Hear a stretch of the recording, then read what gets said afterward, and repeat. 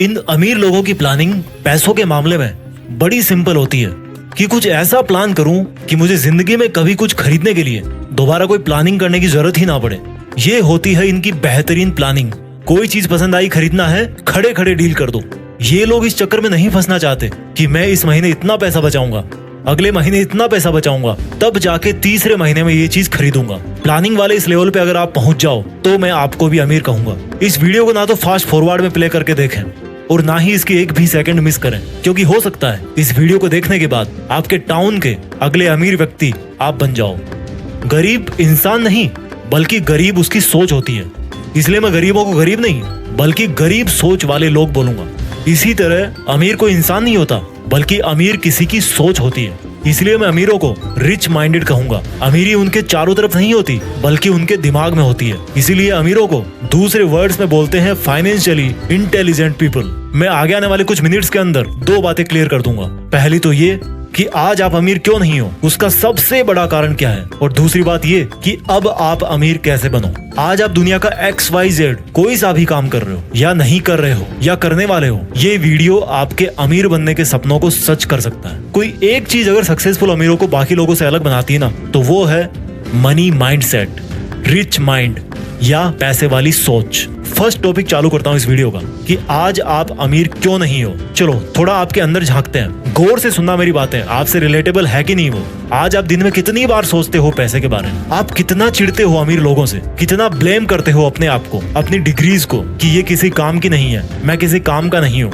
मेरे दोस्त, अमीर बनने के लिए किसी डिग्री का होना कंपलसरी नहीं है, बल्कि एक दूसरी चीज डिग्री वाली पढ़ाई से भी ज्यादा आना जरूरी है। उसको बोलते हैं फाइनेंशियल इंटेलिजेंस। एक लाइन मेरी सुनते रहो, लास्ट तक जान जाओगे। अधिकतर गरीब और मिडिल क्लास लोग यही सोचते हैं, बल्कि मैं कहूंगा कि उनको ऐसा सिखाया जाता है कि पैसा कमाओ, कैसे भी करके पैसा कमाओ, पार्ट टाइम जॉब करो, चैन मार्केटिंग से पैसा कमाओ, बस कमाते रहो। एक के पीछे दूसरा, दूसरे के पीछे तीसरा। हर कोई वैसा ही कर रहा है, इसलिए हर कोई वैसा ही बना हुआ है। एक्चुअली उनको सिखाया जाता है कि पैसा कमाना है तो डिग्री कमाओ, फिर किसी और के सपने पूरे करने के लिए, किसी और को अमीर बनाने के लिए उसकी नौकरी करो। खुद के सपने पता नहीं कब पूरे होंगे, पहले दूसरों के सपने पूरे करो। खुद अमीर पता नहीं कब बनोगे, पर जिनके अंडर में काम कर रहे हो ना, वो पक्का अमीर बन जाएंगे। यानी कि जो गरीब लोग हैं, इनफैक्ट गरीब सोच वाले लोग, जिनके पास बड़ी बड़ी डिग्रीज हैं लेकिन फाइनेंशियल इंटेलिजेंस की कमी है, वो ऐसा सोचते हैं कि ज्यादा डिग्रीज मतलब ज्यादा पैसा,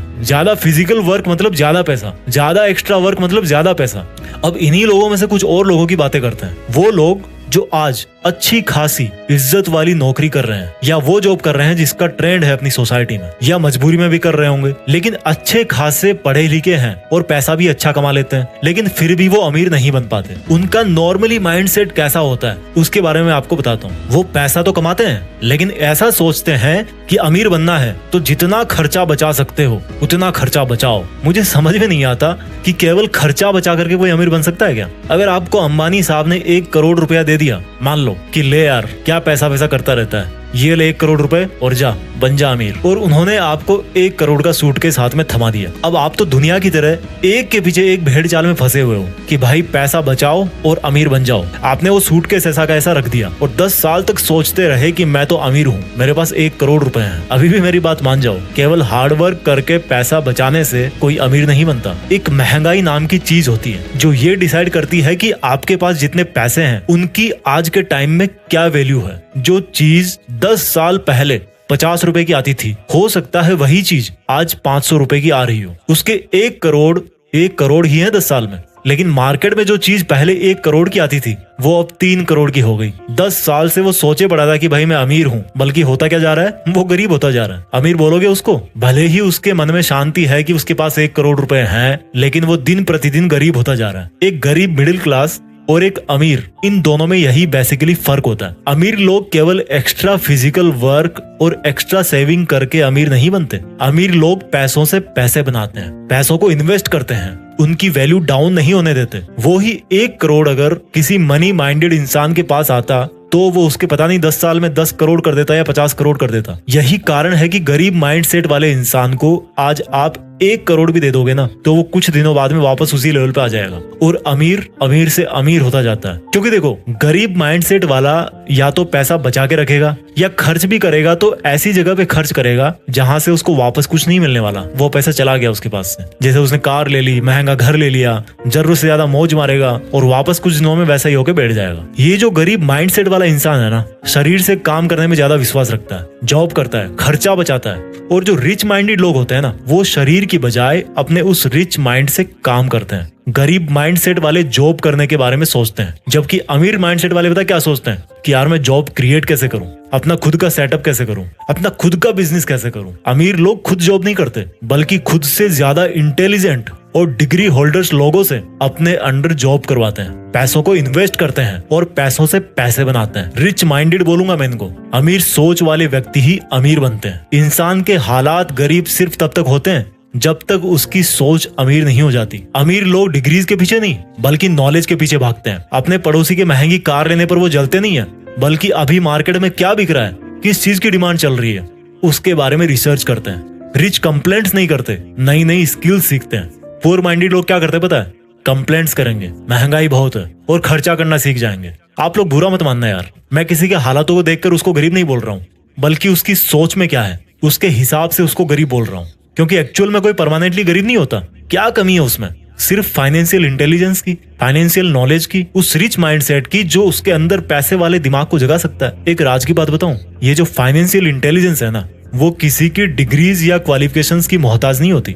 ऐसे कई लोग हैं, आपको अपने आसपास में मिल जाएंगे, जो आपसे कम पढ़े लिखे हैं लेकिन आपसे ज्यादा पैसे वाले हैं, क्योंकि उनके पास रिच माइंडसेट है, फाइनेंशियल इंटेलिजेंस है। और अगर आपके अंदर नहीं है वो वाली इंटेलिजेंस, तो मैं अब आपको वही सिखाने वाला हूँ। जो फाइनेंशियली इंटेलिजेंट होते हैं, उन लोगों की कोशिश हमेशा यही रहती है कि इससे पहले कि समय उनके पैसों की वैल्यू कम कर दे, उनको उन्हीं पैसों की क्वांटिटी बढ़ा देनी है। यानी कि महंगाई उनको दबाए, इसके पहले वो महंगाई को दबा दे। और इसके लिए वो क्या करते हैं? इन्वेस्टमेंट्स, निवेश। यानी कि फालतू खर्च करने की बजाय आप पैसा किसी ऐसी जगह लगाओ जहां पर वो और अधिक पैसा कमाए, उसके रिटर्न्स आए, उसका अमाउंट बढ़े। क्योंकि महंगाई बढ़ेगी, उसकी एक्चुअल वैल्यू कम होगी, तो उसके पहले उसका अमाउंट इतना बढ़ा देना है कि एक तो महंगाई आपका कुछ ना बिगाड़ सके और आप दूसरे लोगों के मुकाबले ज्यादा पैसे वाले बन जाओ। आप पूछोगे यार जीत फिक्स वाले भाई, पैसा इन्वेस्ट करने के लिए भी तो पैसा चाहिए ना, उसके लिए तो काम करना ही पड़ेगा।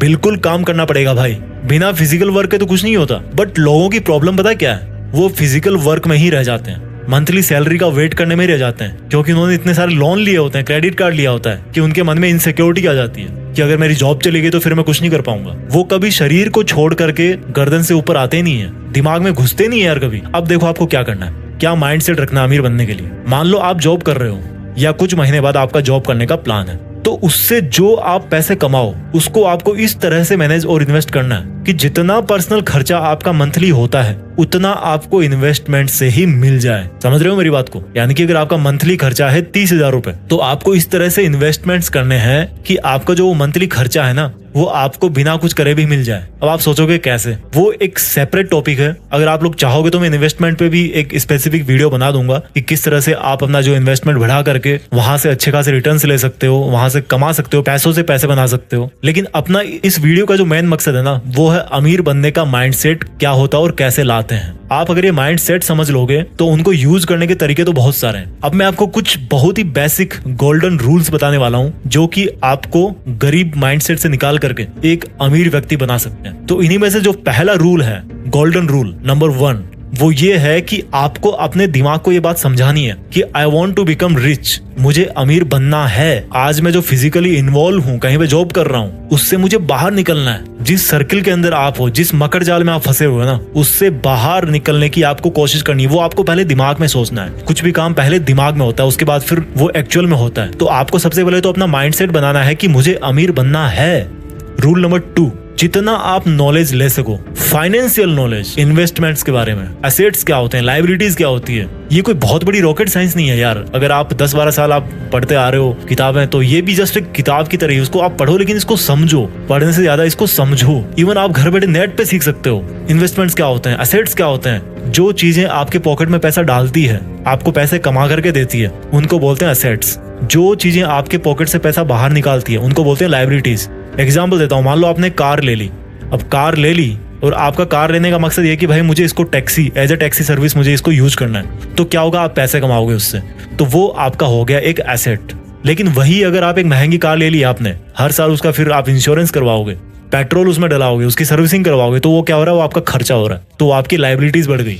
तो आपको एसेट्स बढ़ाने हैं, लाइबिलिटीज कम करनी है। पैसों की गणित सीखो कि मुझे कितने टाइम के बाद में कितने पैसे चाहिए, मेरे लिए फाइनेंशियल टारगेट क्या है, कहाँ पे कितना पैसा लगा रहा हूँ तो कितना % मुझे रिटर्न मिल रहा है, कहाँ से मैं पैसा बचा सकता हूँ, कहाँ कितना पैसा डाल करके मैं अपना फाइनेंशियल टारगेट जो है वो अचीव कर सकता हूँ। उस चीज को समझो, सेविंग और इन्वेस्टमेंट में फर्क समझो। रूल नंबर 3, जब भी आप शॉपिंग करते हो ना, तो यार जो डिसीजंस जो होते हैं ना, वो सोच समझ के लो। कहीं आप कोई ऐसी चीज तो नहीं खरीद रहे हो जो आपको बार बार फिर से खर्चे करवाने वाली है। मींस आपकी लायबिलिटीज, यानी कि आपने देखा कि आपके पड़ोसी ने एसी लगा रखा घर में, एक कार ले रखी है, तो आप क्या करोगे, यार मैं भी ले लेता हूँ। इन सब चीजों को खरीदने से कोई अमीर नहीं बनता। जो अमीर लोग होते हैं वो एसेट्स खरीदते हैं। उनका जो शॉपिंग डिसीजन होता है वो होता है कि मैं एसेट्स कैसे खरीदूं। तो वो क्या करते हैं, कहीं पे जमीन ले लेंगे, कहीं पे रेंटल प्रॉपर्टी ले लेंगे, कहीं पे बिजनेस पार्टनर बन जाएंगे, कुछ मशीनरी वो खरीद लेंगे, उसको किराए पे दे देंगे। तो यहाँ से वो क्या करते हैं, रेवेन्यू जनरेट करते हैं और फिर उसी को अगेन इन्वेस्ट कर देते हैं। तो आपके जो शॉपिंग डिसीजंस है ना, उसमें आप देखो कि आप लायबिलिटी खरीद रहे हो या फिर कोई एसेट खरीद रहे हो। रूल नंबर 4, आपका जो मंथली एक्सपेंडिचर है, जो आपका मंथली खर्चा है, वो आप कैलकुलेट करो। मान लो आपका मंथली खर्चा आ गया 20,000 रुपए और आपको जो मंथली पेमेंट मिलती है वो मिलती है 50,000 रुपए, मान लीजिए एग्जाम्पल के लिए। तो 20,000 आपने उसमें बचा लिए, बाकी जो बचे 30,000 रुपए, उसमें से आप ये देखो कि आपको अगर कोई इमरजेंसी पड़ती है तो आपको कितने पैसे की जरूरत है। तो मान लीजिए आपने 15,000 रुपए अपने इमरजेंसी के लिए बचा करके रख लिए, तो बाकी की जो 15,000 बचे हुए हैं उनको आप इन्वेस्ट करो। एक जो सक्सेसफुल इन्वेस्टर होता है, एक जो अमीर आदमी होता है, वो क्या करता है, पहले इन्वेस्ट करता है, उसके बाद में जो बचता है उससे खर्चा निकालता है। जबकि जो गरीब माइंडसेट वाला क्या करता है,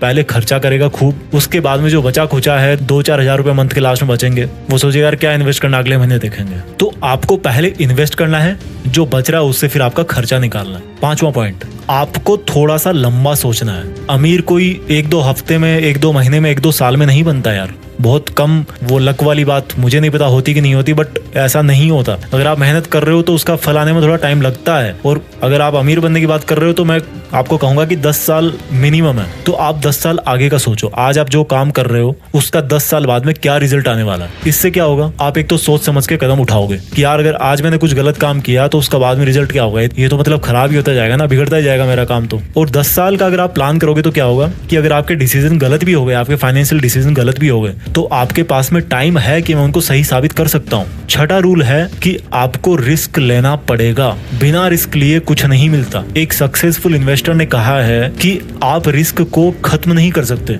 आप उसको सिर्फ मैनेज कर सकते हो। आपको सक्सेसफुल बनने के लिए, आपको अमीर बनने के लिए जहां पर आप पैसे इन्वेस्ट कर रहे हो वहां पर आपको रिस्क लेना पड़ेगा, लेकिन आपको उस रिस्क को मैनेज करना आना चाहिए। फॉर एग्जाम्पल, मान लीजिए आपने कहीं पे इन्वेस्ट कर दिया, आपका बिजनेस घाटे में है, तो आपको सर्वाइव करने के लिए आपके पास में एक इमरजेंसी फंड होना चाहिए, आपकी एक प्लानिंग होनी चाहिए। तो अगर उस टाइम पर आपका इन्वेस्टमेंट रिस्क पे है तो आप उस पैसे से काम निकाल सकते हो, आपकी हालत खराब नहीं होगी। तो ये बेसिक से 6 रूल जो मैंने आपको बताए हैं, इनको अगर आप ढंग से यूज करोगे, और जो मैंने आपको थ्योरी बताई है कि अमीर और गरीब माइंडसेट वाले लोगों में क्या फर्क होता है, तो मुझे इतना तो विश्वास है कि आपकी जो अमीर बनने की जो जर्नी है ना, जो यात्रा है, वो तो शुरू हो ही जाएगी। पैसों से पैसा कमाना आएगा ना, तभी आप अमीर बन पाओगे। आई होप आपको वीडियो अच्छा लगा होगा। अगर आपको और कोई इस तरह का वीडियो चाहिए तो आप नीचे कमेंट्स में मुझे बता देना।